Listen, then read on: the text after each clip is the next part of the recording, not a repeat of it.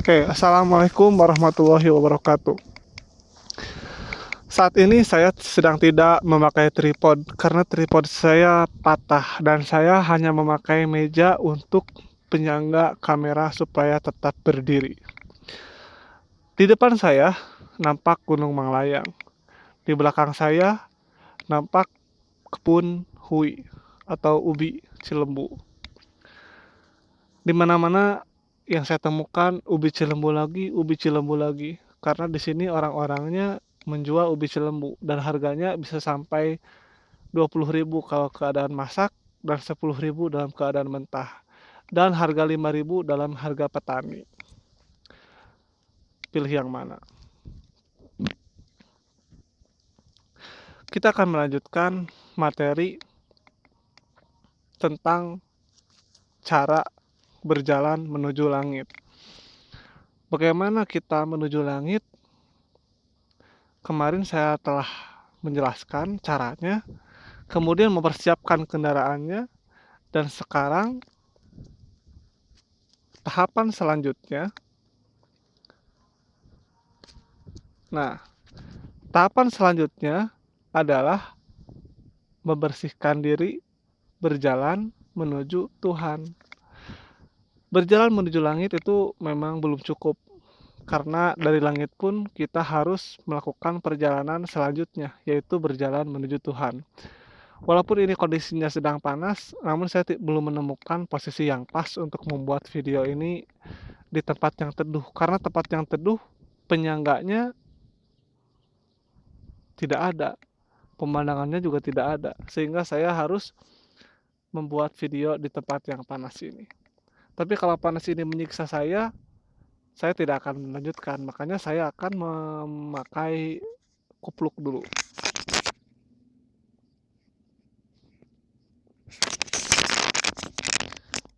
Ya, selesai. Pemakaian kupluk ini saya pernah melihat ketika orang-orang sedang memancing. Walaupun panas-panas, mereka rela menunggu ikan mencaplok umpannya. Dan saya pun rela memakai kupluk ini supaya materi saya untuk menuju langit bisa selesai. Para sufi mengatakan bahwa kesulitan berjalan lurus itu timbul dari diri kita sendiri. Itu sulit. Kita sering kalah oleh diri sendiri. Kalah oleh diri sendiri inilah pusat persoalannya.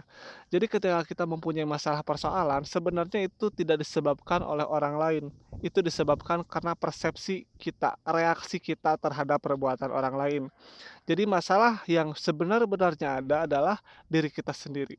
Kalaulah kita mengabaikan perilaku jahat orang lain kepada kita, maka perilaku jahat itu tidak dipandang sebagai jahat untuk diri, tapi dipandang sebagai cobaan, ujian, latihan, dan candaan. Sehingga orang lain pun akan kebingungan, kenapa kamu tidak sakit hati? Padahal kan aku telah mencaci dirimu, tapi dia pun menjawab, aku menganggapnya sebagai candaan. Aku menganggapnya kamu adalah orang gila, sehingga aku tidak menganggap bahwa kamu sedang mencaci maki aku. Begitu kan? Itu caranya supaya kalian tidak sakit hati saat dicaci oleh orang. Kalah oleh diri sendiri inilah pusat persoalannya. Lantas bagaimana caranya mengalahkan diri sendiri? Diri sendiri dapat dikalahkan bagaimana? Karena Rasul pernah berkata, musuh terbesar adalah diri sendiri. Dan yang paling gampang adalah musuh yang ada di depanmu. Teman perang. Teman perang yang paling jahat dan paling susah adalah diri kita. Karena we have a good side and we have a bad side. We can make a person ourselves is a good people, is a good person, and we can make ourselves is a bad person, is a bad boys. What are you choose? Good people or bad people? Kata para guru, dengan cara mengalahkan nafsul hawa. Istilah paling populer ialah dengan tazkiyatul nafs, artinya membersihkan diri. Jika nafs sudah bersih, maka kita telah sampai ke langit. Nah, tadi saya berkata bahwa cara menuju langit harus mempunyai kendaraan. yaitu tidak terkotornya hati, bersihnya hati. Dan dengan membersihkan diri dengan sebersih-bersihnya, itu adalah ciri bahwa kita telah sampai ke langit yang kita tuju. Bukan langit yang material, tapi langit yang spiritual. Sehingga kita bisa merasakan segala pengetahuan ilahi, segala nikmat-nikmat ilahi karena kita telah membersihkan diri ini. Orang lain di sekitar tidak merasakan, tapi kita pribadi dapat merasakannya karena kita telah mencapai langit. Walaupun orang lain menyebut kamu gila, tapi perasaan itu susah diungkapkan dan kenikmatan itu hanya dapat dirasakan oleh pribadi ketika kita sendiri ya. Kita sendirilah yang sudah sampai ke langit. Karena itu para sufi atau orang-orang suci untuk menjelaskan konsep tazkiyatu al-nafs itu sering menggunakan istilah berjalan menuju Tuhan. Kadang-kadang digunakan juga istilah perjalanan rohani. Mullah Sadra pun mempunyai perjalanan ini, namanya Al-Asfar Al-Arba'ah, 4 perjalanan spiritual, mempunyai 4 tahapan. Sedangkan di buku ini berjalan menuju langit, tahapan-tahapannya kemarin saya jelaskan ada 5. Berjalan menuju Tuhan atau naik ke langit atau melakukan perjalanan rohani itu akan lebih mudah bila kita berjalan bersama Tuhan. Itu akan lebih mudah. Tapi kalau kita jalan sendiri, kita akan kesulitan, banyak rintangan, banyak cobaan, sehingga kita seakan-akan membuang waktu kita yang sangat berharga untuk mencari-cari sesuatu yang belum pasti. Tapi kalau ingin mencari sesuatu yang sudah pasti, carilah jalan Tuhan, yaitu jalan pintas untuk menuju langit. Kalau mau cari jalan sendiri pun tidak apa-apa, tapi waktunya lebih lama dan akhirnya ke Tuhan-Tuhan juga.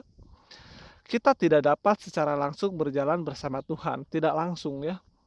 Tetapi yang dapat kita lakukan ialah berjalan menuju Tuhan bersama orang yang telah biasa melalui jalan itu. Kalau kita jalan sendiri itu akan kesusahan dan akan kaget, tapi kalau kita dibimbing oleh orang yang pernah berjalan ke sana, niscaya kita akan selamat, tidak akan tersesat.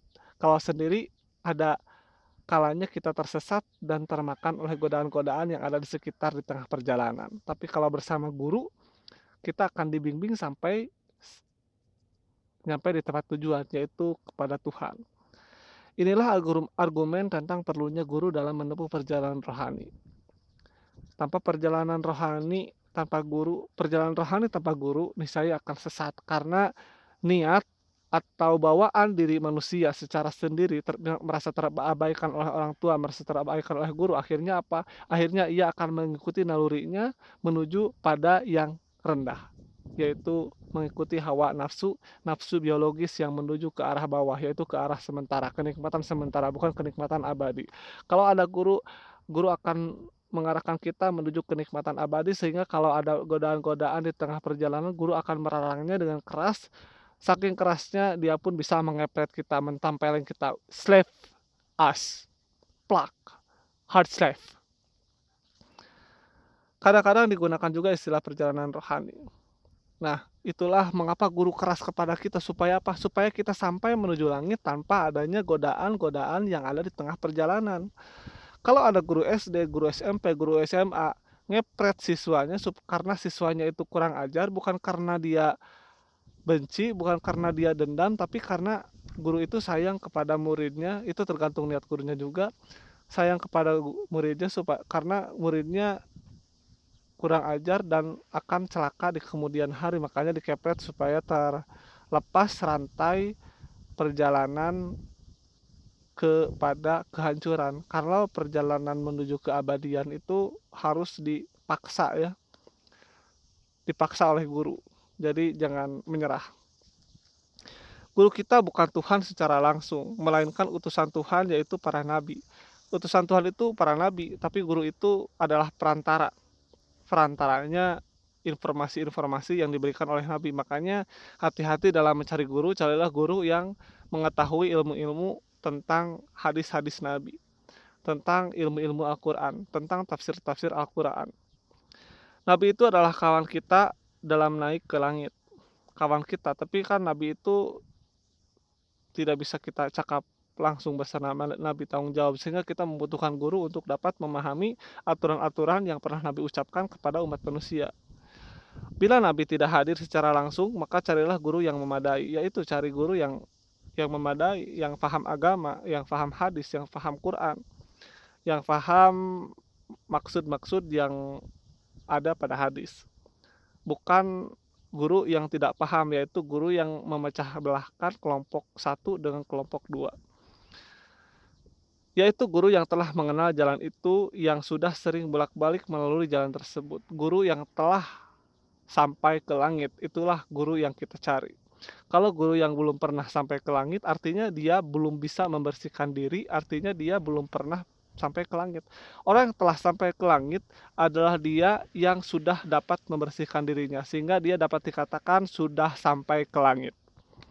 Kalau guru yang belum pernah sampai ke langit, maka kita katakan dia bukan guru, yaitu guru yang telah mengenal jalan itu, yang sudah sering bolak-balik.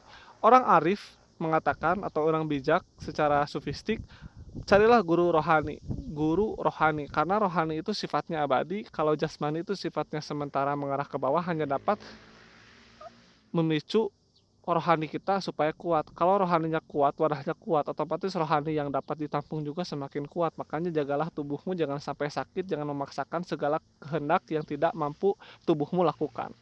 Guru jasmani itu ya gunanya itu seperti itu, untuk mengukur kemampuanmu sejauh mana kamu dapat melakukan aktivitas memaksimalkan potensimu, itu manfaat dari guru jasmani. Sedangkan manfaat dari guru rohani artinya menghantarkan kamu sampai menuju langit, ke yang paling tinggi dan bertemu Tuhan. Jasmani untuk memaksimalkan bakat kita di bumi supaya kita siap menuju langit. Guru rohani supaya kita dapat sampai ke langit tertinggi dan bertemu dengan yang ilahi. Dilanjutkan, guru jenis ini dapat menuntun kita sebagai pengganti nabi. Maksudnya pengganti bukan risalah yang diberikan guru itu bertentangan dengan nabi, tapi melanjutkan dan menerjemahkan serta menjelaskan maksud-maksud dari yang nabi utarakan kepada umatnya. Guru rohani itu tidak bertentangan dengan aturan-aturan nabi, tidak bertentangan dengan aturan-aturan yang ada di dalam Al-Quran. Guru rohani ini jalannya lurus. Guru rohani itu adalah orang yang mewakili nabi. Nabi mempunyai kepercayaan, keyakinan kepada guru tersebut supaya dapat menyampaikan informasi-informasinya kepada kita. Kenapa Nabi percaya kepada guru rohani itu? Karena guru rohani itu sering bersolawat kepada Nabi. Allahumma sholli ala Muhammad wa ali Muhammad. Ia kenal betul jalan itu. Ia mengetahui jalan yang mudah dan yang sulit. Kalau yang sulit ke arah sini, kamu akan sulit. Kalau mau ke arah mudah, ke arah sini. Tahu jalan pintasnya.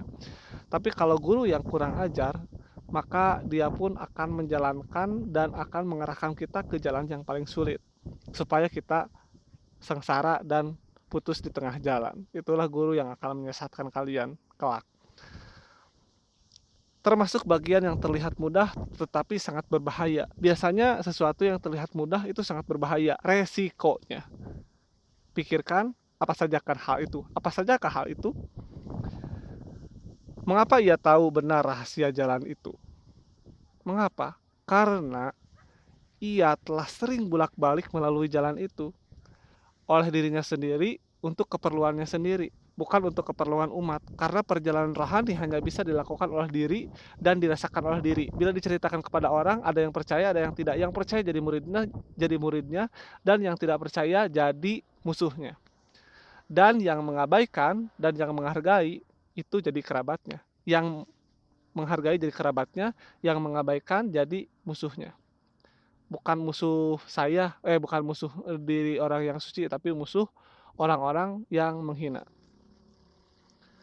Mengapa ia tahu benar rahasia jalan itu? Karena ia telah sering bolak-balik melalui jalan itu.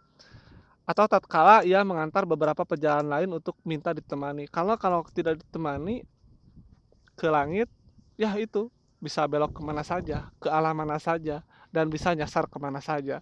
Juga bisa diculik oleh siapa saja di atas langit itu. Langit itu berlapis-lapis. Di lapisan pertama ada makhluk, 2, 3, 4, 5, 6, 7 ada makhluk, sampai ke atas yang tertinggi ada makhluk yang paling suci. Sehingga dapat selesai perjalanan menuju langit kalau diantar oleh orang yang telah bolak-balik.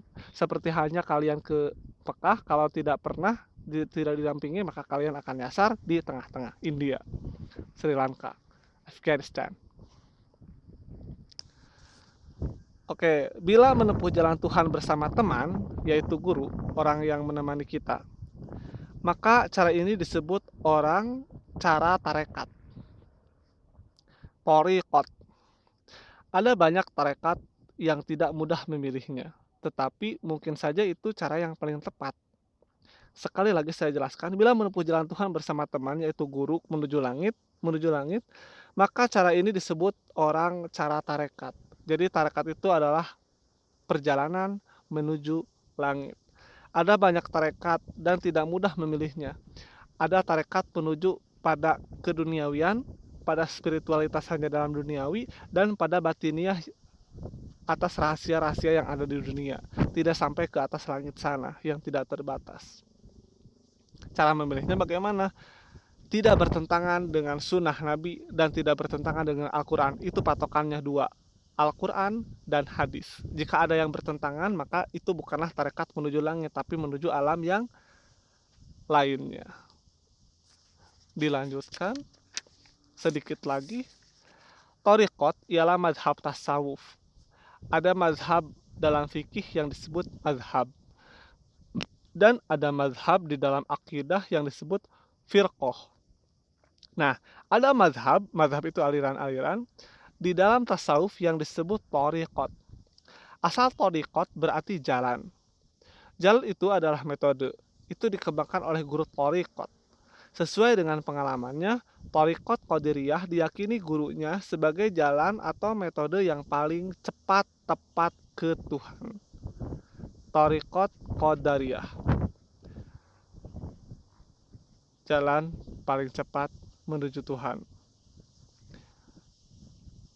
Tarekat Naksabandiyah juga berkeyakinan bahwa tarekatnya lah yang paling cepat dan tepat untuk sampai kepada Tuhan. Jadi ada dua tarekat yang sudah memberitahukan kepada murid-muridnya, tarekat Qadariyah dapat sampai cepat kepada Tuhan dan tarekat Naksabandiyah dapat cepat sampai kepada Tuhan. Jadi jalan menuju langitnya ada dua, Naksabandiyah, Qadariyah. Mungkin saja ada orang yang ingin berjalan menuju Tuhan tetapi tidak mau mengikuti tarekat tertentu. Jadi tarekat itu tidak wajib. Kalaupun kalian punya cara yang lain, pakailah cara lain tersebut. Dan kalaupun kalian punya guru yang lain mempunyai aliran tarekat yang lain, pakailah itu. Terserah, tidak mengekang dan tidak mematenkan jalan-jalan itu. Karena tarekat ini bertujuan supaya membuat manusia semakin arif, semakin bijak, tidak menyalahkan orang lain, tidak mengkafirkan orang lain, dan dapat melihat sisi lain di balik kesalahan dan kekeliruan yang terjadi pada dunia ini. Sehingga tidak mudah suudzon. Kalau ikut tarekat tapi masih mudah suudzon dan menyalahkan orang lain, artinya apa? Itu bukan tarekat, gagal. Yang harus dilakukan oleh orang yang sering menyalahkan orang lain, pelajarilah syariat kembali. Syariat lebih dalam lagi dan perbaiki akhlak. Karena Nabi ditujukan untuk memperbaiki akhlak, bukan untuk menyebarkan syariat. Kalau akhlaknya sudah baik, maka syariat apapun yang diberikan akan dituruti. Kalau akhlaknya belum baik, syariat apapun yang dilakukan akan sia-sia dan tidak akan terpraktekkan. Tidak akan muamalah. Barangkali yang ditawarkan berikut ini dapat membantu. Nih, ada tawarannya. Yang ditawarkan ini adalah tarekat yang menjadi rukun Islam sebagai makom menuju Tuhan. Jadi tarekat ini adalah pilihan. Jika tidak menggunakan tarekat, silakan Anda pilih jalan Anda sendiri. Yang penting Anda dapat menuju Tuhan dan Anda semakin bijak sehingga Anda tidak menyalahkan kelompok-kelompok yang tidak sepaham dengan Anda. Wassalamualaikum warahmatullahi wabarakatuh.